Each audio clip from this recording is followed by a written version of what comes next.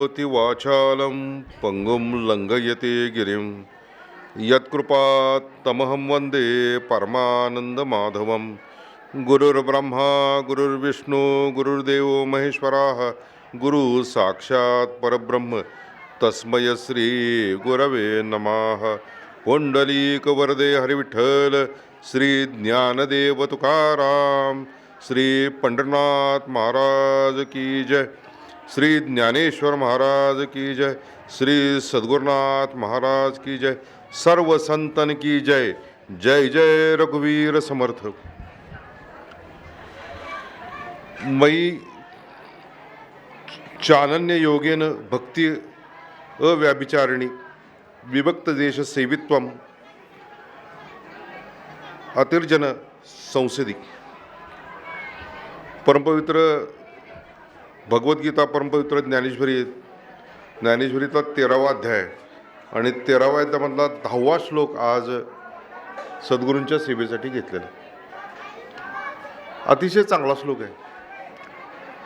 त्याच्या आधीच्या 2-3 श्लोकामध्ये आणि पुढे 2 श्लोकामध्ये ज्ञानी माणसाची लक्षणं काय आहेत ती सांगितलेली आहेत. म्हणजे ती संतांची लक्षणं आहेत, आपली लक्षणं नाही आहेत. अमानित्वम, अदंभित्वम ही लक्षणं संतांची असतात आणि ठिकठिकाणी ती वर्णन केलेली आहेत. ज्ञानी माणसांची लक्षणं स्वामी स्वरूपानंदांनी देखील ते वर्णन केलेली आहेत.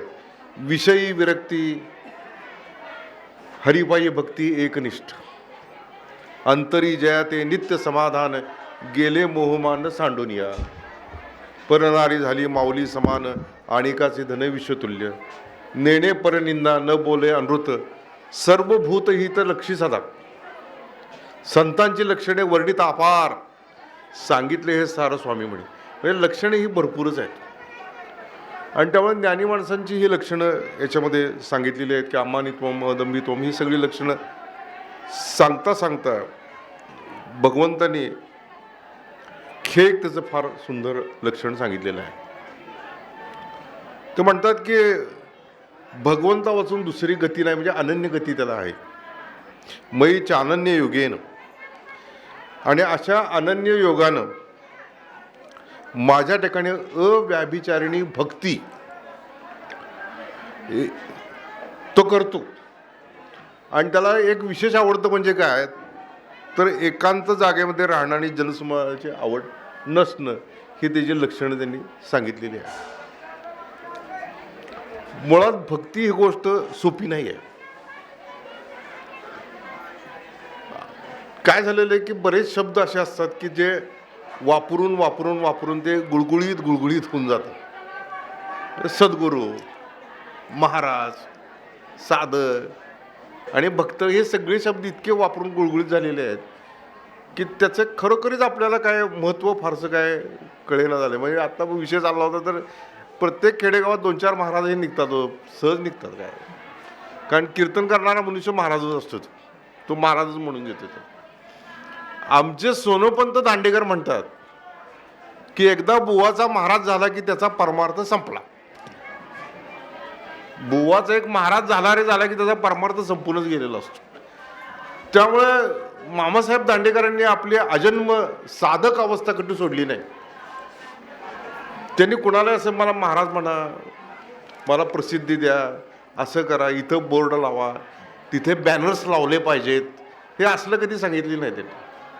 म्हणजे आळंदीला जर त्यांचं कीर्तन असेल आणि पुण्यामध्ये जर त्यांनी कुठे जाहिरात जर केली तर ते रागवत असत. ते म्हणायचे की ज्याला माझ्या कीर्तनाला यायचं आहे तो आपसोकच येईल, इथे इथे बोर्ड लावून करण्याचं काय कारण काय नाही. म्हणजे अशा प्रकारचं अमानित्वम हे सगळं सांगण्याचं कारण काय, अमानवीत्व आधी त्यांच्या अंगामध्ये बिनलेलं होतं. आणि त्यामुळं इथे एक फार सुंदर गोष्ट त्यांनी सांगितलेली आहे की अशी भक्ती करतो कशी, अव्याभिचारिणी भक्ती आणि अनन्य भक्ती. तसं भगवंतांनी अनेक ठिकाणी सांगितलेलं आहे, अर्जुनाला सांगितलेलं आहेच की अनन्यश्चिंतयन्तो माम अन्य आश्रयणाम त्यागा हा इथे अनन्यता, की तशा प्रकारची ती अनन्यता असते. आणि मुळात म्हणजे काय झालंय की माणूस फार लवकर भक्त होतो. वास्तविक पाहता रामकृष्ण परमहंस असं म्हणतात की भगवंत एखाद्याला ज्ञान जरूर देईल, ज्ञान देण्याबद्दल काय नाही, पण तो भक्ती सहसा देत नाही म्हणे. भक्तीसाठी तो हात आखडून धरतो असं म्हणतो. कारण काय, भक्तीची मुळातच व्याख्या करताना नारद महर्षींनी सात्वस्मिन् परमप्रेम रूपा, की भगवंतावरील असलेलं आत्यंतिक प्रेम याला भक्ती असं म्हटलेलं होय. अशी ती भक्ती आहे की आत्यंतिक प्रेम आहे. आणि त्यामुळं तसे प्रेम करणारे लोक हे फार कमी असतात, फार कमी असतात. तुकारामाने एका अभंगामध्ये रुसावे ते का तुम्हावरी हे आम्हा कळू आले, याचे वर्म कळू आले. अंतरी संसार भक्ती बाह्यात्कर म्हणून अंतर तुझे पाय, की आतमध्ये ओतप्रोत संसार भरलेला आहे आणि भक्ती ही बाह्यात्कारण चाललेली आहे, म्हणून तुझ्या आणि माझ्यामध्ये अंतर पडलेलं आहे. मुळात काय केलंय की समर्थांनी जी व्याख्या केलेली आहे, भक्त म्हणजे विभक्त नव्हे, विभक्त म्हणजे भक्त नव्हे, विचार एवढं काहीच नव्हे, समाधान. विभक्त नसावे तरीच भक्त बनवावे. म्हणजे माणसाची जी अवस्था आहे, जागृती, स्वप्न आणि सुषुप्ती, या 3 अवस्था आहेत माणसाच्या. आता आपण जागे आहोत, झोपलेला असतो किंवा गाढ झोपेत असतो. या 3ही अवस्थेमध्ये जी व्यक्ती देवापासून मी वेगळा नाही अशी ज्याची अनुभूती असते, त्या व्यक्तीला भक्त असं म्हटलं. आणि जर आपण विचार केला तर आपण देवापासून कायम वेगळेच असतो आणि वेगळे राहण्याचाच प्रयत्न करतो, वेगळे राहण्याचाच प्रयत्न करतो. त्याचं कारण काय आहे की समजा एकरूप झालं तर मागायचं कोणाकडे, मागायचं कोणाकडे. स्वामी स्वरूपानंद असं म्हणतात हो की देव भक्त असे द्वैत अद्वैत म्हणलं खंडिता, दाखवी देव देवेशा प्रार्थना आहे तुला येत, की तुझ्याशी मी एकरूपता साधतो, पण मला तुझं गुणगान करण्यासाठी, तुझ्यावरती प्रेम करण्यासाठी, तुझी पूजा अर्चा करण्यासाठी, तुझं गुणश्रवण करण्यासाठी माझ्यामध्ये द्वैत निर्माण कर. मागण्यासाठी नाही. कारण काय आहे की जी व्यक्ती देवाशी एकरूप होऊन जाते, अद्वैतामध्ये जाते, अद्वैतात गेल्यानंतर मग तिथं भजन नाही, पूजन नाही, कीर्तन नाही, काय नाही, स्तुती काही न बोलणे, पूजा काही न करणे, सन्निधी काही न होणे तुझ्या ठाई, हे काही नाहीच तिथं. म्हणून रामकृष्ण परमहंसांनी कालीमातेला जी विनंती केली, प्रार्थना केली, ते म्हटले की आई मला साखर खाणारा होऊ दे, मला साखर करून ठेवू नकोस. म्हणजे काय की अद्वैत स्थितीला गेल्यानंतर मी गुणगान तुझं कसं करणार, मी तुझं भजन कुठं करणार. आणि त्यामुळं काय आहे की अनन्यता किंवा भक्ती ही तशी सोपी राहिलेली नाही. स्वतः म्हणजे तुकाराम महाराज म्हणतात, भक्ती ते कठीण सुळावरील पोळी, निवडे तो बळी विरळा शूर, जेथे पाहे तेथे देखीचा पर्वत, पायाविना भिंत तातडीची. हे पाया घातलेलाच नाही, लगेच भिंतच उभी राहील. हे 4 गुरुवार तुम्ही जावा दत्ताला, लगेच तुम्ही दत्त भक्त जा. 4 गुरुवार दर शनिवारी मारुतीला जाऊन नारळ फोडा, मारुतीचा भक्त जा. पण तसं नाहीये ते. इथं कसं सांगितलेलं आहे त्यांनी की दुसरी गतीच नाही मला. मयी चान अनन्य योगेन, अनन्य योगेन भक्ती अव्याभिचारणी, ही अप्रतिमाची भक्ती त्याची तयार झालेली आहे. आणि त्यामध्ये त्याला ती मती प्राप्त झाली. हो, मती म्हणजे बुद्धी प्राप्त झालेली आहे. आणि त्याला ज्ञानेश्वर महाराजांनी व्यवसायात्मिका बुद्धी हे म्हटलेलं आहे. ईश्वरा वाचून काही जे अनेक लाणी नाही, ती एकची बुद्धी पाही अर्जुना जगी. की ज्या बुद्धीला ईश्वर हा एकमेव ठाव आहे, त्यालाच फक्त माऊली महाराज, ज्ञानोबा माऊली बुद्धी असं म्हणतात. त्याला सद्बुद्धी देखील म्हणतात. म्हणजे आपण जे लहान मुलांना सांगतो ना, अरे देवाला नमस्कार कर आणि सांग चांगली बुद्धी दे, तर ही चांगली बुद्धी म्हणजे सद्बुद्धी आहे. आणि त्याला देखील ते ज्ञानेश्वर महाराजांनी जैसी दीपकळी का धाकुटी बहुतेजा ते प्रगटी तैसी हे सद्बुद्धी थेकुटी म्हणून आहे की ज्या बुद्धीला केवळ ईश्वर हाच ठाव आहे, दुसरा कुठलाही ठाव नाहीये, त्याला ती बुद्धी म्हणलेली आहे.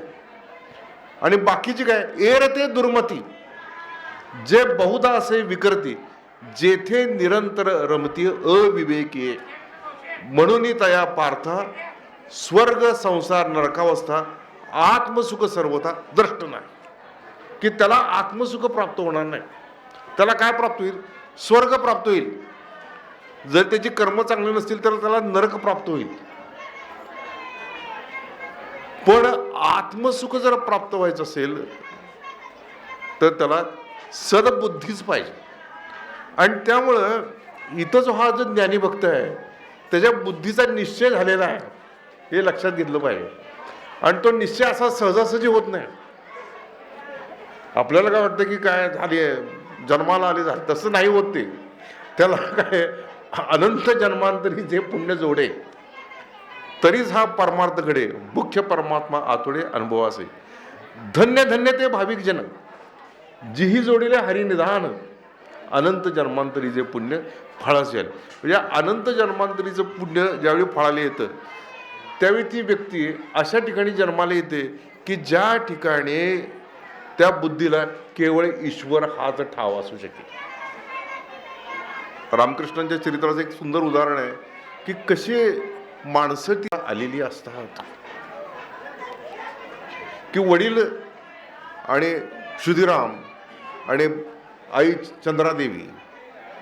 तर एक क्षुदिराम म्हणजे अक्षरशः शीतला देवी आणि प्रभू रामचंद्रांचे विलक्षण भक्त होऊन बसलेले. जाता जाता आपल्याला अनेक झाडं दिसतात बघा. तर हे एकदा आपल्या मुलीला भेटायला म्हणून गेलेले होते आणि वाटेमध्ये बेलाचं झाड त्यांना दिसलं आणि एकदम अशी कोळी पानं वगैरे लागलेली आहेत आणि त्यांना एकदम वाटलं अरे ते जायचं राहू दे, आधी इतकी सुंदर बेलाची पानं आलेली आहेत. ती त्यांनी सगळी बेलाची पानं एखादी परडी घेतली, त्यामध्ये ती घातली, त्याच्यावरती आपला अंगावरचा पंचा ओला करून घातला आणि ते तिथून म्हणजे ते 5-7 किलोमीटर जे पुढे गेले होते तिथून रिव्हर्स परत आले. का? बेलाची पाने आहेत. त्याच्यामुळं मी भगवान शंकरांची पूजा करू इच्छितो. म्हणजे अशा प्रकारची भक्तिमय अंतःकरण असल्यामुळं ज्यावेळी ते गयेला गेले त्यावेळी प्रत्यक्ष गयेला भगवंतांनी सांगितलं की मी तुझ्या मोठे अवतार घेणार आहे. आणि म्हणून बघा ज्यावेळी रामकृष्ण कलकत्त्यामध्ये आले त्यांचा भाऊ हा पूजक पदाच्या कामावरती होताच ऑलरेडी. तो त्यांना पौरोहित्य शिकवत होता. तर ते म्हटले मला केळी आणि तांदूळ बांधण्याची गाठोडी बांधण्याची विद्या नको आहे, मला अशी विद्या पाहिजे की जन्म मरणाचं चक्र दूर होतं, आत्मज्ञानाची प्राप्ती होते. म्हणजे ही काही एका जन्माची गोष्ट होती का? नव्हती. नामदेव महाराज आमचे म्हणतात जन्मोजन्मी आम्ही बहुपुण्य केले तेव्हा या विठ्ठली कृपा केली, जन्मोने संसारी झालो त्याचा दास, माझा हा विश्वास पांडुरंगी. ब्रह्मरा सुवासी मधावरी मासी तैसिया देवाचे माझे मन, अनेक दैवत नेघे माझे चित्त, गाता गोड गीत विठोबाचे. म्हणजे याच्यामध्ये काय आहे की अनंत जन्मांतरीचं पुण्य जोडलेलं असल्यामुळं ती व्यक्ती ज्यावेळी जन्माला येते त्यावेळी त्याला ते हे नको असते हो. तिची बुद्धी तयार झालेली असते की आपल्याला या जन्मातलं टार्गेट काय आहे, गॉड रिअलायझेशन और self realisation is and the only aim of life. भगवंताचा साक्षात्कार करून घेणं हेच या जन्मातलं काम आहे असं त्याचं इतकं 100% ठरलेलं असतं. त्यामुळं इथं जे म्हटलेलं आहे की भगवंता वाचून दुसरी गती नाही हे त्यांना बघून घेतलेलं असतं. तो निश्चय जोपर्यंत होत नाही की नाही तोपर्यंत आपण कुठली गोष्ट सोडायला तयार होत नाही. तुकारामांचा तो निश्चय झाला होता, किती वेळा जन्मा यावे नित्य व्हावे फजित, म्हणून जीव भ्याला विठोसी शरणी गेला.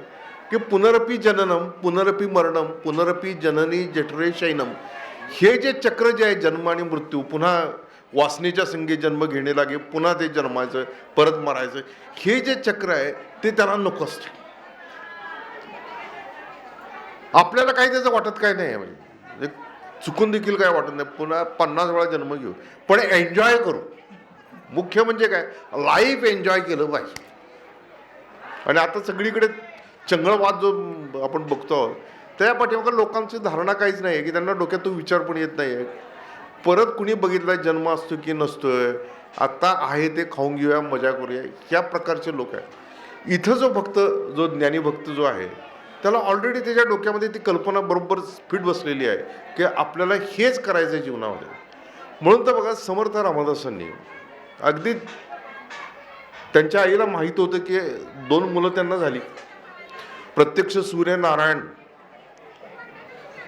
सूर्याचे पंत ठोसर जे होते ते गायत्रीची उपासना आणि सूर्याची उपासना करत होते, आणि प्रत्यक्ष सूर्यनारायण त्यांच्या घरी आलेले आहेत. आणि हा कोण एवढा मोठा तेजस्वी पुरुष आहे, तर ते म्हटले की तू ज्याची उपासना करतोयस, रोज जे 1200 नमस्कार घालतोयस, गायत्रीची उपासना, तो सूर्यनारायण मीच आहे म्हणले, सूर्यदेव मीच आहे. आणि मग इतकी वर्ष त्यांचे लग्न होऊन बरीच वर्ष झाली, तो मुलबाळ काय नव्हतं त्यांना. तर तिथे वर माग बघितल्यानंतर की तुमची उपासना अशी चालू राहू दे, तर तेवढ्यात आतमधनं सूर्य पंतांच्या म्हणजे राम समर्थांची आई आली, ती म्हणली की आम्हाला पुत्र व्हा, पुत्र झाला पाहिजे. आणि मग तथास्तु म्हटल्यानंतर 2 मुलं झाले, गंगाधर श्रेष्ठ आणि समर्थ रामदास नारायण. तर म्हटलं हा मुलगा संन्यासी होईल हे माहिती असताना देखील त्यांचं लग्न ठरवण्याची खटाटोप ह्यांनी केलेलं आहे. एकनाथ महाराजांची पत्नी आणि समर्थ रामदासांची आई ह्या दोघी सख्या बहिणी आहेत, सख्या बहिणी आहेत. त्यामुळं समर्थ रामदासांना मुलगी कोणी द्यायचं कबूल केलं होतं, तर त्यांच्या सख्या मामानेच दिलं होतं, गोसावी. ते म्हटले की मी ह्याला मुलगी देतो, पण हे सांगू शकले नाहीत मामाला की मी असा निश्चय केलेला आहे की बोल्यापर्यंत येईल आणि बोल्यानंतर मी तिथून पळून जाईन म्हणून. हे मामाला सांगू शकले नाही, कारण त्यांचीच मुलगी करायची होती. मला सांगायचं या सगळ्या गोष्टीचा उद्देश काय आहे की त्या व्यक्तीचा निश्चय झालेला आहे. हो, संसार मिथ्या ऐसा कळला, ज्ञान समजून निघून गेला, तेने जन पावन केला आपणास, की त्याला लक्षातच झालेलं आहे की संसार मुळीच नासका, तो जाणून करावा नेटका, नेटका करता फिका होत जातो.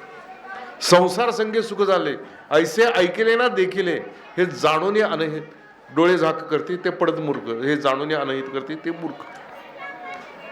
तर ऑलरेडी निश्चय झालेला असला तरच ती व्यक्ती एक मार्गानं, एक दिशा एक मार्ग जो म्हणतो आपण वन वे, तर त्या भगवंताच्या मार्गाने तो जाऊ शकतो. अदरवाईज तो जात नाही.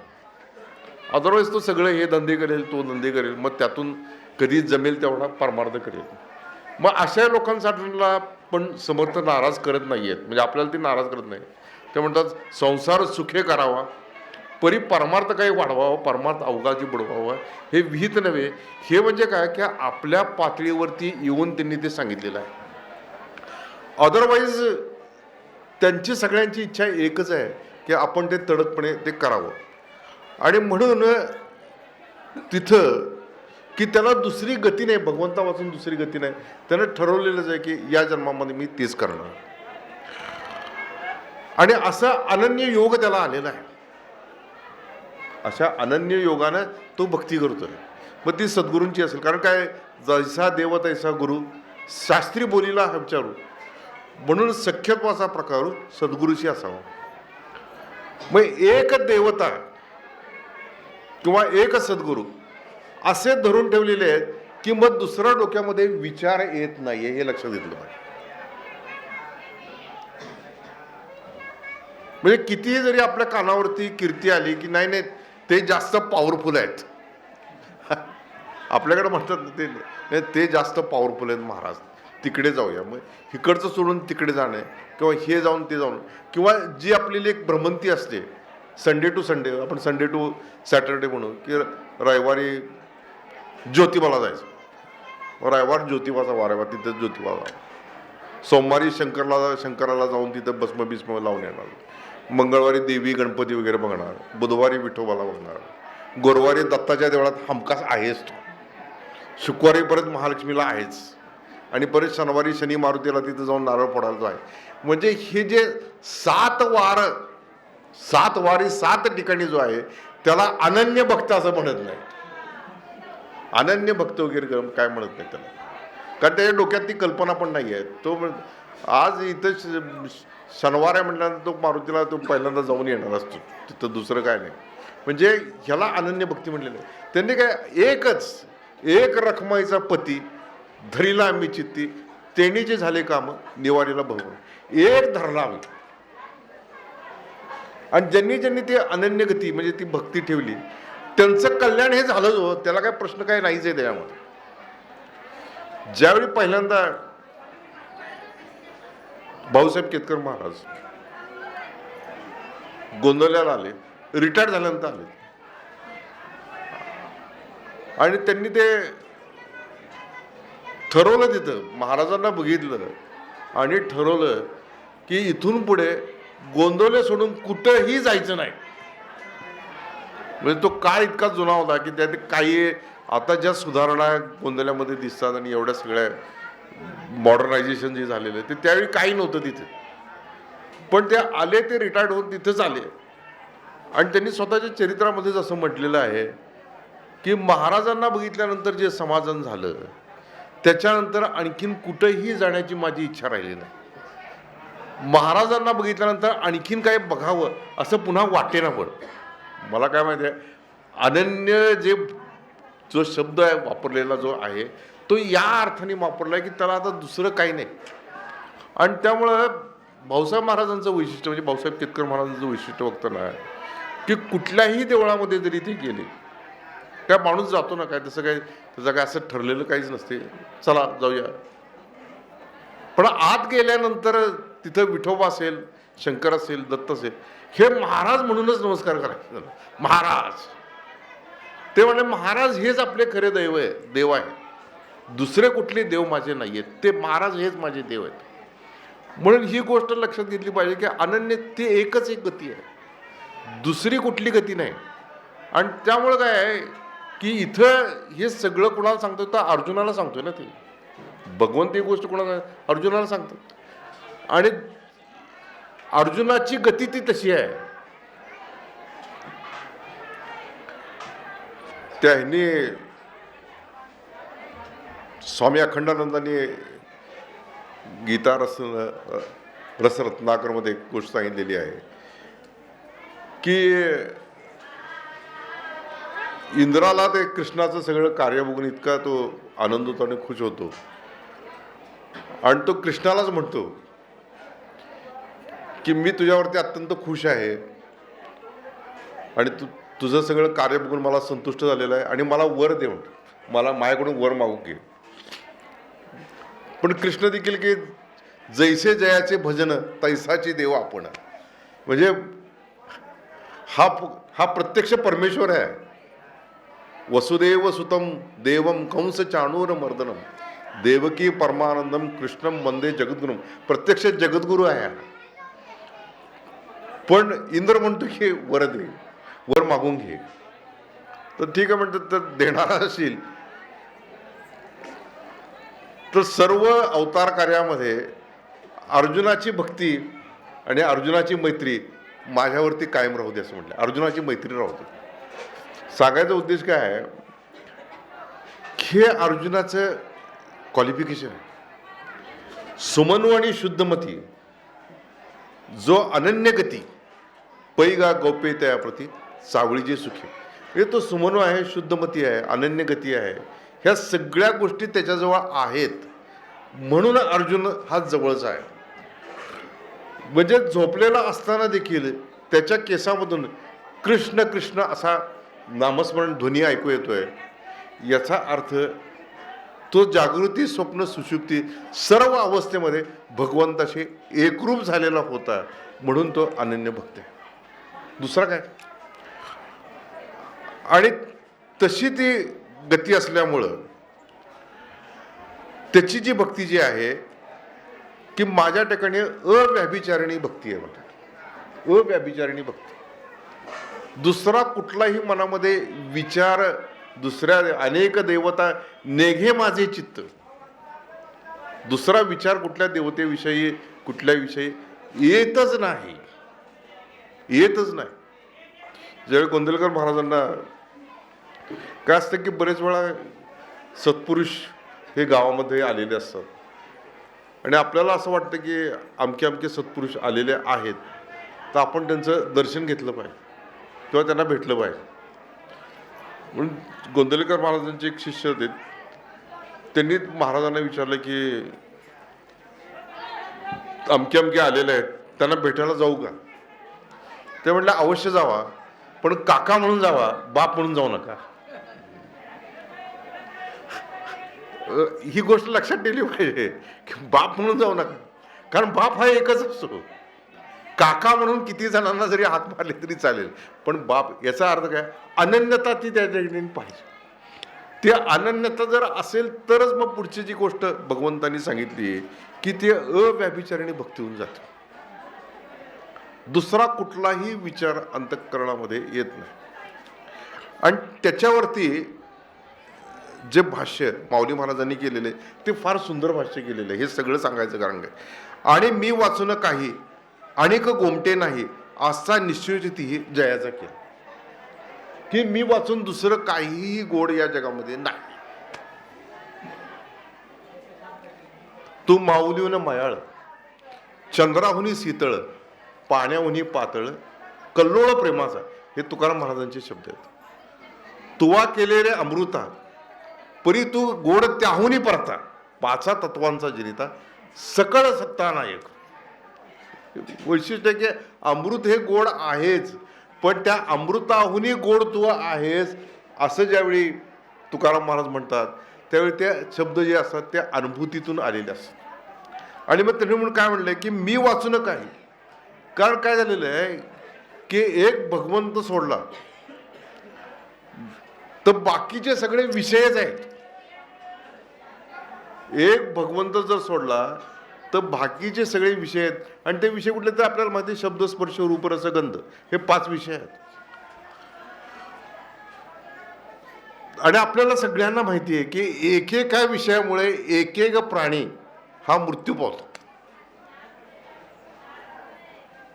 म्हणजे रस हा जर एक विषय घेतला तर तो जो मासा जो पाण्यामधला आहे, तर त्याला ते गळ सोडलेलं असतं, त्याच्यावरती काहीतरी गांडूळ वगैरे लावलेलं असतं, काहीतरी आमिष लावलेलं असतं, आणि त्या रसापोटी गळ गिळता वाटे सोपे, परे ओढून घेता घसा फाटे.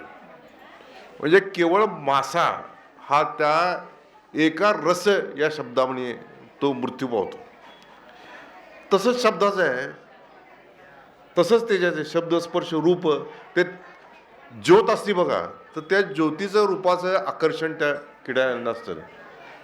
पतंगा दीपी आलिंगन ते तर त्याचं अचूक मरण, तैसे विषयाचरण घातक जीव. म्हणजे त्या ज्योतीवरती झडप घालून घालून तो पतंग मरतो, पण तो झडप घालायचं सोडत नाही. तर हे 5ही विषय मनुष्याच्या ठिकाणी अत्यंत प्रबल आहेत, तर त्या व्यक्तीला किती धोका आहे असं स्वतः भगवंत सांगतायत, संत सांगतात आपल्याला. पंचविषयी आसक्त होऊनी बनलो मी अविचारी, शेवट गोड करी गुरुराया शेवट गोड करी. कलावती आहे आपल्या सांग. म्हणजे पंचविषयामध्ये आसक्त होऊन ती व्यक्ती पुन्हा पुन्हा त्या विषयामध्ये जर रमत असेल, तर तिला ते लक्षात येतं की आपल्याला जे सुख मिळणार आहे ते तत्कालिक स्वरूपाचं सुख आहे. आपल्याला जे सुख मिळणार ते अशाश्वत आहे, ते कशावर तरी अवलंबून असलेलं सुख आहे. म्हणजे जिभेवरती जोपर्यंत गुलाबजामुन आहे, रसगुल्ला आहे किंवा श्रीखंड वगैरे आहे, तोपर्यंत आपल्याला सुख आहे.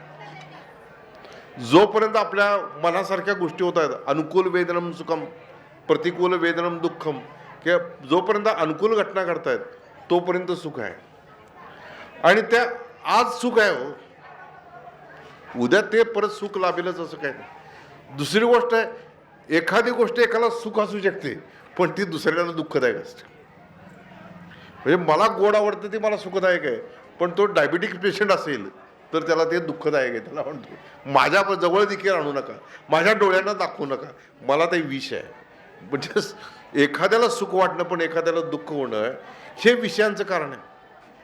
आणि त्यामुळं इथं जे म्हटलेलं नेमकेपणानं की त्याला लक्षात आलेलं आहे की आपण जे सगळं सुख भोगतो आहोत ते कशा त्या व्यक्तीवरती, वस्तूवरती आणि विषयावरती अवलंबून असलेलं सुख भोगतो आहोत. आपल्याला असं सुख पाहिजे that is a non dependent bliss, कोणावरतीही अवलंबून नाही तरी सुख आहे. आणि ते सुख केवळ भगवंताचं सुख, ते भगवंताचं सुख आहे. म्हणून त्यांनी शब्द वाचताना मी वाचून काही आणि का गोमटे नाही, की भगवंता तुझं जे सुख जे आहे ते कशावरतीही अवलंबून नाही, त्यामुळे त्याच्यासारखं इनकम्पेरेबल की कुशाचीही तुलना होऊ शकणार नाही असं ते तुझं सुख आहे. आणि त्यामुळे ते सुख मला प्राप्त झालेलं आहे. ऐसा निश्चयची ती जयाचा केला, की त्यांनी लक्षातच घेतलं काय भगवंताशिवाय दुसरं कशातही सुख नाही. आणि त्यामुळे ते काय केलंय की विषयी वैराग्य उपजले, की विषयांच्या विषयी वैराग्य त्याच्या मनामध्ये येते. सर्वच्या सर्व वेळ तो एका गोष्टीमध्ये जातो, सांडून आपली संसार व्यथा करीत जावी देवाची चिंता, कथा कीर्तन निरूपण वार्ता देवाच्याशी सांगावे. म्हणजे आपली संसार व्यथा आपले काहीतरी गोष्टी सांगत बसण्यापेक्षा ज्याच्यामध्ये सुख आहे अशी एकच गोष्ट म्हणजे भगवंताच्या कथा कीर्तन, त्याचं नामस्मरण संकीर्तन, ते सगळं करण्यामध्ये त्याला सुख वाटतं. म्हणूनच तो म्हणतो भगवंताशिवाय दुसरं काही कशामध्ये सुख नाही. याचा अर्थ तो काही खाणारच नाही पिणारच नाही असं काही कधी करत नाहीत. संत देखील खातात, आनंदात असतात, ते काही खात नाहीत असं काय नाही. मला जोग महाराजांची आठवण नेहमी होते की जोग महाराज पैलवान होते ना, ते पैलवान होते, साधे सुधे पैलवान नाही, उस्ताद होते ते. आणि जेवायला बसले की त्या काळातली गोष्ट आहे ती. मामासाहेब दांडेकरांनी सांगितलंय की जोग महाराजांच्याकडे मामांच्याकडे आम्ही जायचो तर अक्षरशः पोत्याने खारका, बदाम, काजू हे पोत्याने भरलेलं असायचं.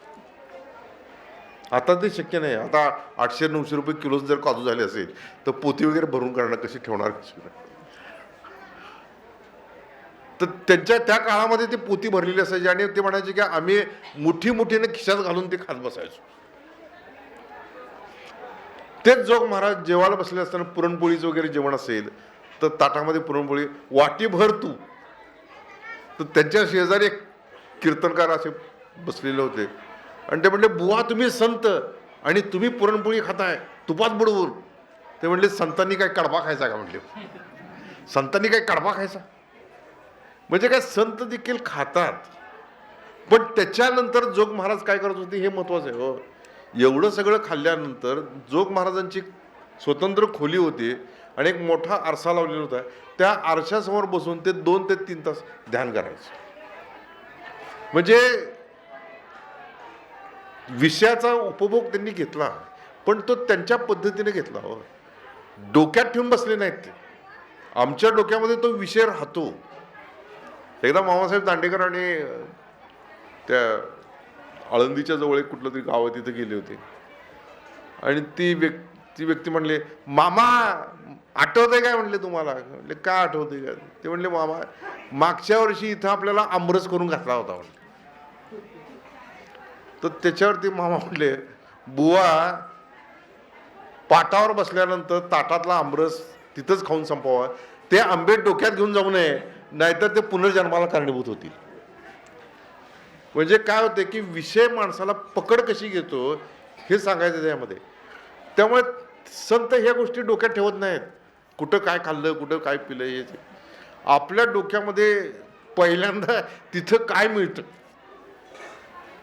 मी कलकत्त्याला मागच्या 15 दिवसापूर्वी जाऊन आलो, कलकत्त्याला जाऊन आलो. माझ्या डोक्यामध्ये तो दक्षिणेश्वर, बेल्लूर मठ हे सगळ्या गोष्टी होत्या.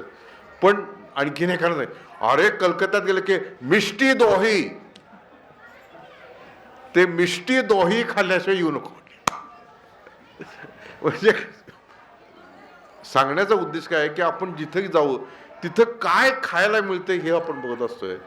संत असं म्हणतात की मी वाचून काही आणिक गोमटे नाही, असा निश्चयच ती जयाचा केला की त्यांनी आतमध्ये निश्चयच करून टाकला की या जीवनामध्ये मला प्राप्तव्य जर का असेल तर प्रभू हेच प्राप्तव्य, मला दुसरं काहीही नको, अशा प्रकारची बुद्धी इतकी पूर्णतः तयार झालेली आहे की डोक्यामध्ये दुसरा विषय नाही.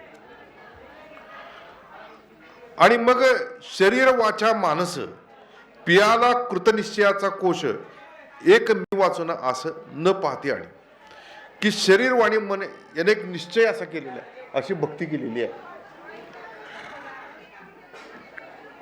काय आहे की आपल्याला ती इंद्रिय दिलेली आहेतच, देवानच दिलेली इंद्रिय, 5 ज्ञानेंद्रिय दिली आहेत, 5 कर्मेंद्रिय दिलेली आहेत. आणि त्यामुळं ती सर्वच्या सर्व इंद्रिय भगवंताकडे लावणं, म्हणून शरीर वाचा मानस, हे शरीर तर लावणारच आहे, पण वाचा आणि मन ते पण लावलं पाहिजे. स्वामींनी संजीवनी गाथेमध्ये फार सुंदर सुंदर अभंग लिहिले, आणि त्यामध्ये त्या सगळ्या अभंगामध्ये इंद्रिय जर ईश्वर सन्मुख नसतील तर त्या इंद्रियांचा काहीही उपयोग नाही असं म्हटलेलं. घेईना जे भावे हरीचे दर्शन, काय ते नयन असुनिया, हरी गुणगान करीना श्रवण, काय ते कान असुनिया, हरी नामोच्चार गरजेना जी वाणी, असोनी नसोनी सारखीच, हरिपायी मन होईना तल्लीन, जळो ते जीवन स्वामी. म्हणजे त्याचा संदर्भ या ओविषयी म्हणून मी सांगितलं तुम्हाला. इथं जे म्हटलेलं आहे की शरीर वाचा मानस या तिन्ही गोष्टी आहेत ना, म्हणजे स्वरूपानंद स्पष्टपणेच म्हणतात की डोळे जे, आता तुकाराम महाराजांनी जी विनंती केली भगवंताला, घेई घेई माझे वाचे गोड नाम या विठोबाचे, डोळ्यांना तुम्ही पहारे माझ्या विठोबाचे मुख वगैरे, किंवा कानांना तुम्ही जर हे ऐका वगैरे, तसं इंद्रिय ही बहिर्मुख आहेतच हो. आपल्याला ती सवय झालेली असते ना, आपल्याला ती सवय झालेली असते की काही झालं तरी ते करायचं, बघायचं. कारण काय, या मनाचे एक निके जे देखिल्या गोडीच्या ठाया सौकी, म्हणून अनुभव सुखाची कौतिके दावीत जायची, की आपल्या मनाचा तो निश्चय झालेला की ह्याच गोष्टी करायच्या. त्यामुळे बघा आपलं मध्ये वर्ल्ड कप चालू होत आहे, माणूस दिवसभर त्या टी व्ही समोर बसलेला आहे, त्याला असं कुठं काय वाटलं नाही की आपण वेळ वाया घालवला, आपण काहीतरी हे केलं ते केलं काय. किंवा काय काय भगिनींना सवय असते, आपल्याला देखील सवय असते, काय काय टी व्हीच्या सिरियल्स बघायची सवय असते. 6 वाजता मनुष्य जाऊन तिथे बसतोच होतो, ते 8:30 9 2 2.5 3 तास झालं, त्याचं मन असं तृप्त झालं की मग तो. इथं त्यांना असं म्हणायचं की शरीर वाचा मानस पियाला कृतनिश्चयाचा, इथं तो शरीर ईश्वराच्या कारणी लावतोय. काय मग मठाची सेवा असेल तर झाडलोट करेल, किंवा आणखीन काहीतरी करेल, काही स्वयंपाक पाणी करेल, कुठल्या कुठल्या प्रत्येक अनेक प्रकारच्या सेवा असतात देवाच्या, त्या सगळ्या सेवा करेल. वाचन काय, नामस्मरण, अखंड नाम घेत राहणं ही वाचन केलेली सेवाच आहे त्याची. आणि मनन ध्यान, ऊर्ध्वमुखी आळीला सोहम शब्दाचा नाद. तुकाराम महाराज हे भंडारा डोंगरावरती, मामनाथाच्या डोंगरावरती जात होते. पहाटे उठल्या उठल्या वाटेत नदीमध्ये स्नान करून हरिपाठ चालू व्हायचा, नंतर डोंगरावरती जायचं आणि मग तिथं ते ध्यान करायचं, ज्ञानेश्वरीची पारायण करायची, भागवत वाचायचं. या सगळ्या अंगाने, म्हणून शरीर वाचा मानस पियाला कृतनिश्चयाचा कोश, एक मी वाचून असं न पाहिजे, की माझ्याशिवाय दुसरा कुठलाही कुणाची वाट बघत नाही. हे कुठल्याही गोष्टीमध्ये, हे सुखातही तो वाट बघतो, पण जर संकट पडता जड भारी तरी दासे आठवावा हारी. म्हणजे संकटात देखील तो फक्त भगवंताचीच वाट बघतो. त्यावेळी पावसाळ्याचे दिवस होते. आपल्याकडे पण पुरानं भरपूर नुकसान वगैरे इथं केलेलं. त्यावर्षी आपण कार्यक्रम देखील केला नाही, एवढं आपल्याला सगळं नुकसान झालेलं होतं. असा जोराचा पाऊस असा आला आणि अक्षरशः ते पाणी इंचगिरीच्या मठामध्ये आता शिरणार इथपर्यंत तिची अवस्था झालेली होती. सगळे का होते, आपण संकट आले की घाबरून जातो की काय, त्यावेळी आपल्याला देव आठवत नाही, काय नाही, काय करायचं. सगळ्यांनी जाऊन भाऊसाहेब मुंदीकर महाराजांना सांगितलं की अहो ते पुराचं पाणी आता ह्याच्यात मठामध्ये घुसणार की आता थोड्या वेळामध्ये. तर महाराज फक्त बाहेर आले, भाऊसाहेब महाराज, आणि त्यांनी ते त्या पाण्याकडे बघितलं, एकदा बघितलं आणि एकदा वरती बघितलं आणि ते आत जाऊन बसले. आणि अक्षरशः ते जो बांध होता तो फुटला आणि सर्वच्या सर्व पाणी लगेचच वाहून गेलं. आणि मग ज्यावेळी संध्याकाळचं निरूपणाला बसले महाराज, तर ते म्हणाले, बघा भगवंतांनी आपल्या सुदर्शन चक्रानं तो बांध फोडलेला आहे. म्हणजे इथं माझं क्रेडिट काय नाही, म्हणजे ते अमानित्वम जी गोष्ट जी असते, नाही तर बघा मी केवढा मोठा चमत्कार केला, ती बांध फुटली. नाही, भगवंतांनी सुदर्शन चक्र घेऊन ते बांध फोडला. पडता जडभार ये दासे आठवावा हरी, मग तो आड घाली सुदर्शन. तर हाच अभंग त्यांनी भाऊसाहेब महाराजांनी तिथं सांगितलं.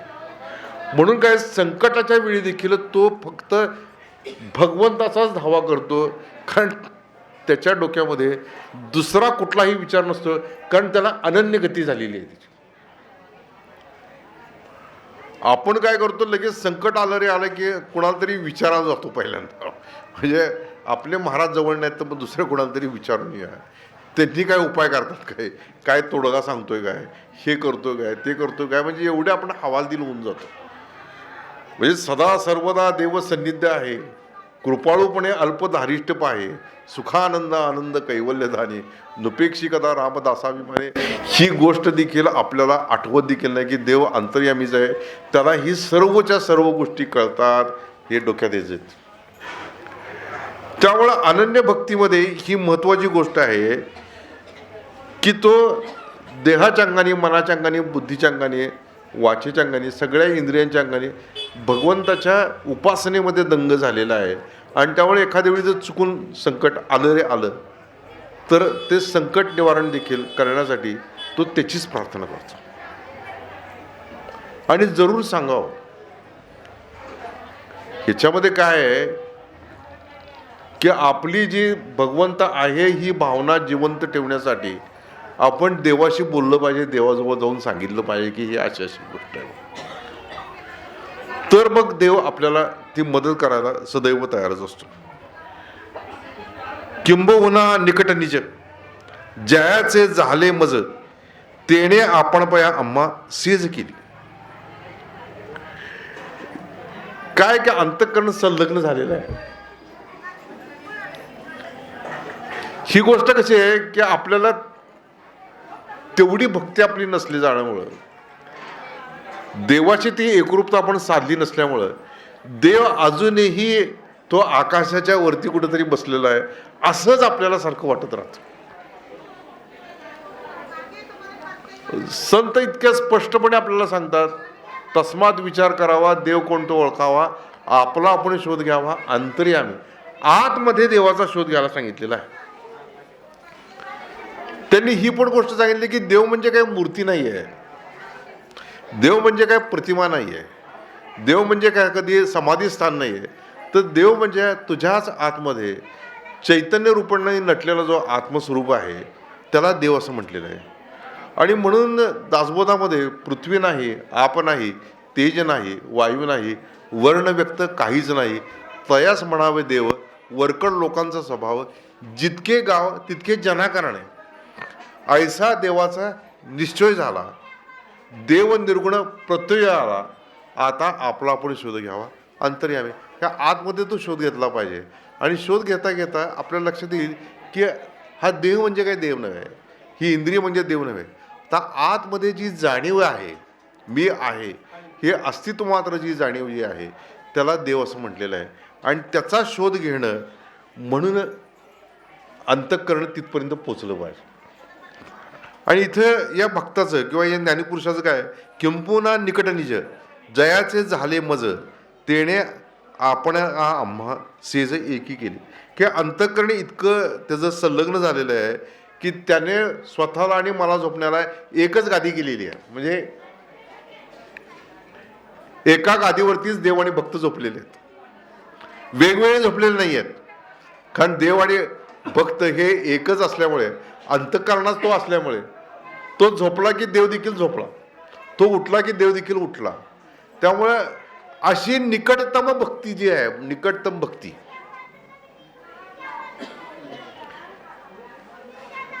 निकटतम भक्ती, देव देते देव घेते देवासंगे व्यवहारते. देवासंगे व्यवहारते म्हणजे काय, देव सगळीकडे आहेच, त्यामुळे देवच घेतो, देवच बोलतो, देवासंगे सगळे व्यवहारते. देव येथे देव तेथे, रीता नाही ठाव कोठे, कुठं रीता ठावच नाही तिला. तशा प्रकारे जनाबाई जसं तसं आपण पया आम्हा सेज एक केली, एकाच अंथरुणावरती आम्ही झोपलो. म्हणजे वेगळेपणाने उडलेलोच नाही. सांगायचा उद्देश काय आहे ज्ञानी माणसाचा, की तो वेगळ्याप्रमाणे उरलेला नाहीये, त्याला संकोच असा काय राहिलेला नाहीये. सगळ्या गोष्टी सांगताना, बोलताना, प्रत्येक गोष्ट सांगताना संकोच राहिलेला नाही. एकाच अंथरुणावरती जो रिगता वल्लभा पुढे नाही अंगी जीवी साकडे ते कांतेजीनी पाडे एक सरला. काय अप्रतिम मूवी सांगली की पतिव्रता स्त्रीला, पतीला काही गोष्टी सांगताना तिच्या शरीरात मनात काही संकोच नसतो, तिचा संकोच गेलेला असतो.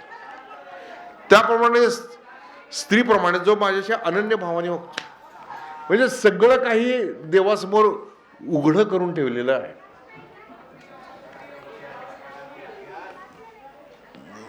मी डॉक्टर असल्यामुळे, म्हणजे वैद्यकीय क्षेत्रात काम करत असल्यामुळे कितीतरी गोष्टी असतात ना, की आपण पुरुष पेशंट बघतो, स्त्री पेशंट बघतो. जर पती असेल तर त्या पत्नीला काहीही सांगायला पतीला संकोच वाटत नाही, पण परपुरुषाला ती सांगू शकणार नाही. आता मला जर गुडघा दाखवायचा असेल तर त्याच्या आधी बघा, हो माझा नवऱ्याला सांगू शकते, बघा माझा गुडघा सुजलाय, हे झालंय ते झालंय, कारण त्याला त्याबद्दल काय वाटणार, नवराच आहे हो तो, त्याला काय गुडघा दाखवायला काय. दुसरा पुरुष म्हणजे डॉक्टर, की ज्याच्या समोर ते दाखवायला लागतं की बघ हे जे नातं जे आहे पत्नीचं आणि तिच्या नवऱ्याचं, तशा प्रकारचं नातं या भक्तानं देवाशी जोडलेलं आहे. म्हणजे काही आपल्या जीवनामध्ये आपण बरेच वेळा अप्रिय देखील वागलेलो असतो, चुकीचं वागलेलं असतो. ज्ञानीपुरुष तसं वागणार नाही कधीच, पण तरी देखील जर काही झालं असेल तर तो देवापुढे सांगताना त्याला कुठलाही असा आडपडदा, संकोच वाटणार नाही, तो सांगेल. स्वामी विवेकानंद शुद्ध सत्विगुणी होतेच होते, पण बंगालमध्ये राहण्यामध्ये, कलकत्त्यामध्ये राहिल्यामुळं कधी कधी त्यांनी ते नॉनव्हेज, त्याला आपण म्हणतो मासे वगैरे खात होते, ते खायचे. रामकृष्णांच्याकडे एकदा आले, ते म्हणाले की अरे बैस जवळ बैस. तर त्यांनी स्पष्टपणे सांगितलं की आज मी अमका खाऊन आलेलो आहे, त्यामुळे मी जवळ बसणार नाही. कारण रामकृष्ण हे शुद्ध भावाने होते, त्यांना म्हणजे असं काहीतरी खाऊन येऊन त्यांना स्पर्श केला तर तो देखील चालायचा नाही. पण ते म्हटले की अरे तुझ्यासारखा शुद्ध सत्वगुणी आहे आणि तू जरी ते खाल्लेलं असलंस तरी देखील तुला दोष नाही, म्हटले तू बसू शकतोस. सांगण्याचा उद्देश काय आहे की विवेकानंदांचं आणि रामकृष्णांचं एवढं सख्यत्व जडलेलं होतं की जसं इथं उदाहरण दिलेलं आहे पतीचं आणि पत्नीचं आणि पतीचं, तसं ते सांगू शकले की असं मी खाऊन आलेलं आहे त्यामुळे मी काही जवळ बसणार नाही. तसं हा भक्त भगवंताविषयी त्याचा इतका आडपडदा कुठलाही राहिलेला नाही, सहजपणे तो सगळ्या गोष्टी भगवंताला सांगू शकतो. आणि ती भक्ती दिवसेंदिवस वाढतच असते हो. म्हणून त्यांनी असं म्हटलंय, मिळवणे मिळतची असे समुद्री गंगाजळ जैसे मी होनी मज तैसे सर्वस्व भजती. की गंगेचं पाणी समुद्रात मिळतं, गंगासागर संगम झालेला आहे आणि संगमापुरतं नाही, परत पाणी येतच राहतं. कंटिन्युअसली पाणी त्या तशा प्रकारे तो मी होऊन गेलेलाच आहे. म्हणजे भक्त आणि आता देव हा वेगवेगळे राहिले नाही आहेत. देव पाहावया गेलो, देवचे होऊन ठेलो, तुका म्हणे धन्य झालो आजी विठ्ठला भेटलो. म्हणजे देवस्वरूप झालेले आहे. पण तरी देखील काय, आणि याही वरी माझ्या या भजनी असतात तरी तयात मी माथा मुकुट करी, की असं होऊन देखील म्हणजे आधी होता संत संग, तुका झाला पांडुरंग, त्याचे भजन राहीना, मूळ स्वभाव जाईना, की जरी ईश्वरत्व प्राप्त करून घेतलेलं असलं तरी देखील त्याचं भजन जे आहे, त्याची जी भक्ती जी आहे ती कमी होत नाही. आता देव आणि मी एकरूप झालेलो आहे, मला काय करायचं आहे, मला काय करण्याची गरज नाही असं तू म्हणत नाही आहे. आणि म्हणून इथं मी होऊन मज तैसे सर्वस्व भजती, की मी परिपूर्ण अवस्थेला गेलेला असला तरी देखील ती व्यक्ती जी काही साधनं जी आहेत ती सर्वच्या सर्व साधनं करतात. गुरुदेवांचं उदाहरण मी अनेक वेळा देतो की 1901 साली गुरुदेव रानडेंना भाऊसाहेब मुंदेकर महाराजांचा अनुग्रह झाला वैकुंठ चतुर्दशीच्या दिवशी. आणि त्याच्यानंतर जवळजवळ 19 वर्षाचा काळ गेलेला आहे. साधा सोडा 1.5 तपाचा काळ गेलेला आहे, की ज्याच्यामध्ये हळूहळू नामस्मरण इतकं त्यांचं झालेलं होतं की त्यांनी असं स्पष्टपणे सांगितलं 1917 साली की एक क्षण देखील नामाचं विस्मरण नाही, तैलधारवत अखंड नाम चालू आहे. हे गुरुदेवांचे शब्द आहेत. आणि पुढे 1920 साली त्यांनी सांगितलं की जो साक्षात्कार प्रल्हाद, नारद, पराशर, जे काही महान भागवत होऊन गेले, ध्रुव वगैरे, त्यांना जो ईश्वराचा साक्षात्कार झालेला आहे तो ईश्वराचा साक्षात्कार मलाही झालेला आहे. आता माझ्यापुरता परमार्थ संपला. ही गोष्ट किती 1920 सालची. म्हणजे 19 वर्षानंतर ज्या गोष्टीसाठी याचसाठी केला होता अट्टाहास, शेवटचा दिस गोड व्हावा, आता निश्चिंतीने पावलं विसावा, खुंटलिया धावा तृष्णेच्या, की ती बीज बाजून नाही गेली. आता आम्हा जन्ममरण नाही, आता आकाराचा कैसा ठाव, देहची झाला देव, की ते देवस्वरूप झालेले आहेत. आता देवस्वरूप झाल्यानंतर काय आता त्यांनी जावं काय, तसं नाही. पुढं आयुष्य त्यांचं 37 वर्ष शिल्लक आहे. हो, 37 वर्ष पुढे ते जिवंत आहेत. आणि 37 वर्ष जिवंत असल्यामुळं त्या काळामध्ये जिथे हे जे म्हटलेलं जे आहे की मिळोनी मिळतेची असे समुद्री गंगाजळ जायचे, की समुद्राला जरी गंगा मिळाली तरी देखील पाणी पुढं येतच राहतं. तशा प्रकारे पुढं 37 वर्ष अखंड नामस्मरण शेवटच्या दिवसापर्यंत त्यांनी केलेलं आहे. शेवटच्या दिवसापर्यंत केले. म्हणून काय की ती व्यक्ती देवस्वरूप झाली म्हणून काय त्याचं काम थांबत नाही, अखंड भजन ते करतच राहतात.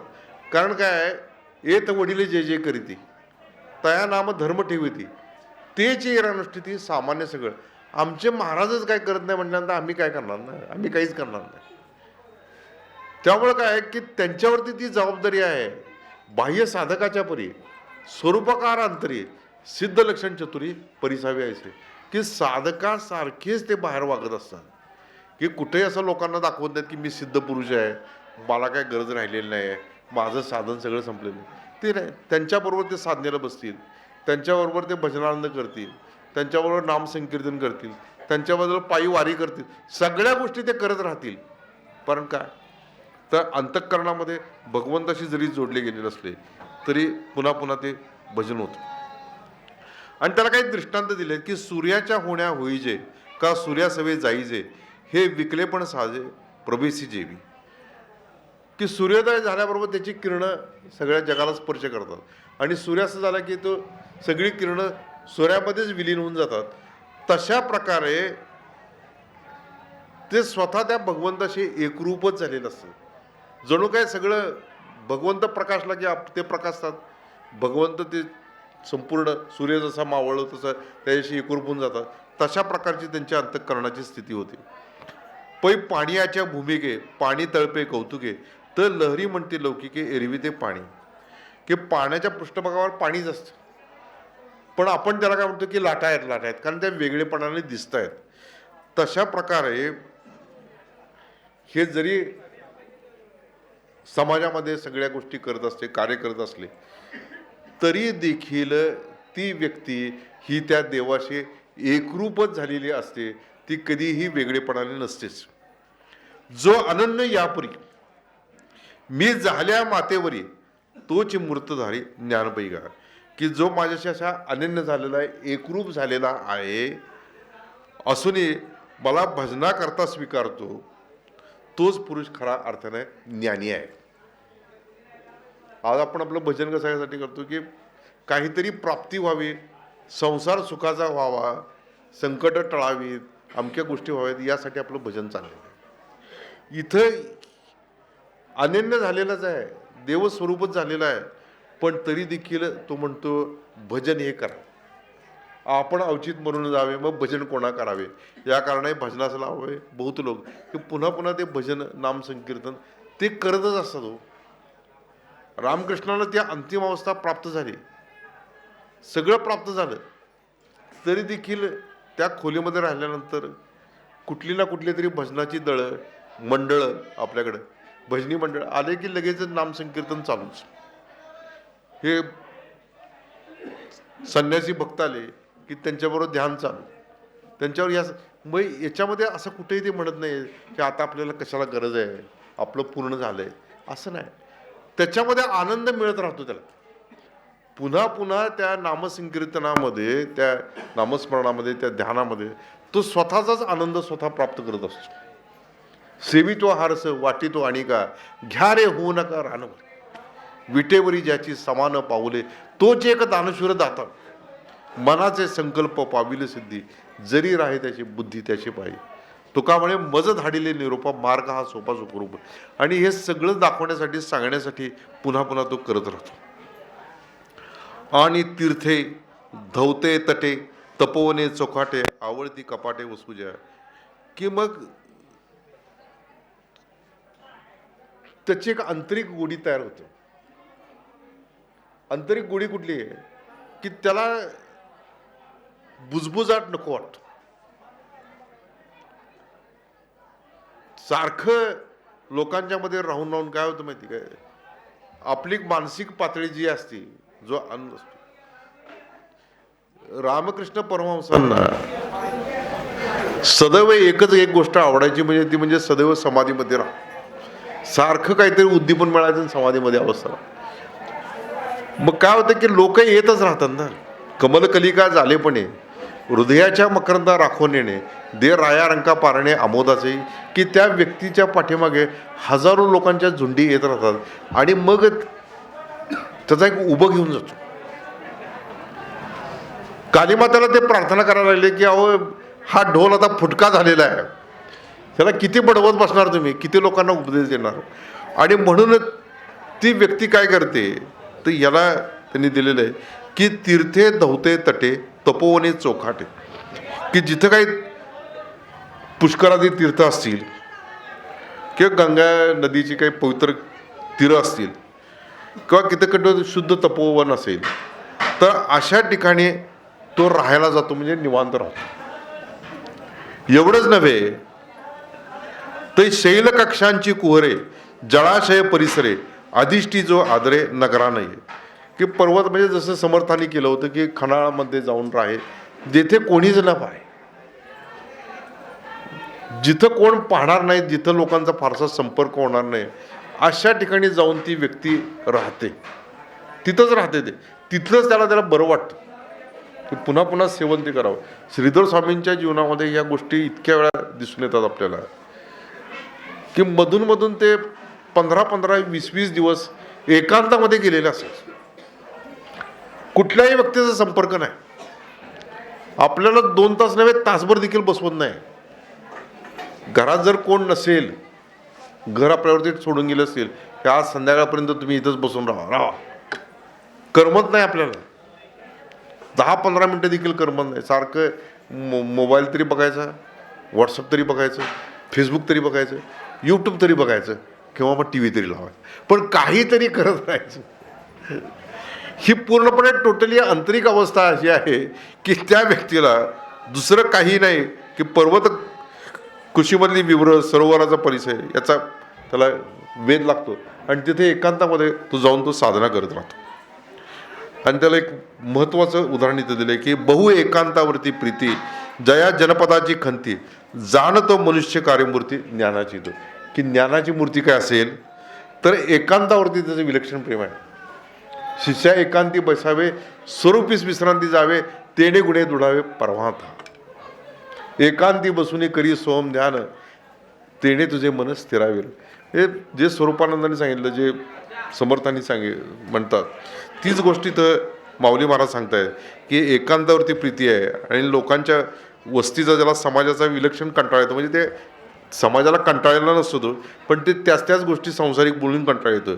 आणि तो मनुष्य रूपानं ती मूर्ती ज्ञानाची आहे. अनेकही पुढती चिन्हे का सुमती ज्ञानाची निवृत्ती सांगत की ती पुढची जी चिन्ह जी आहेत ती मी पुढच्या श्लोकामध्ये सांगेन असं भगवंत अर्जुनाला सांगतायत. एकंदरीत या सगळ्या गोष्टींचा एक विचार आपण केला पाहिजे की आधी एकांत आपण सेवन करायला पाहिजे, साधना केली पाहिजे, जास्तीत जास्त प्रेम आपलं भगवंतावरचं वाढलं पाहिजे. आणि ते भगवंतावरचं प्रेम जर वाढलं तरच आपल्याला ती खरी जी भक्ती जी आहे ती प्राप्त होऊ शकेल. आणि तशी भक्ती प्राप्त होण्यासाठी ईश्वरा वाचून काही जी अनेक लाणी नाही ती एकची बुद्धी पाही अर्जुना द्यावी. अशा प्रकारची बुद्धी ज्ञानोबा माऊलीने आम्हाला द्यावी अशी त्यांच्या चरणी प्रार्थना करूया. हरिओम तत्सत. राजाधिराज सद्गुरुनाथ महाराज की जय. विठ्ठल विठ्ठल विठ्ठल विठ्ठल विठ्ठल विठ्ठल विठ्ठल विठ्ठल विठ्ठल विठ्ठल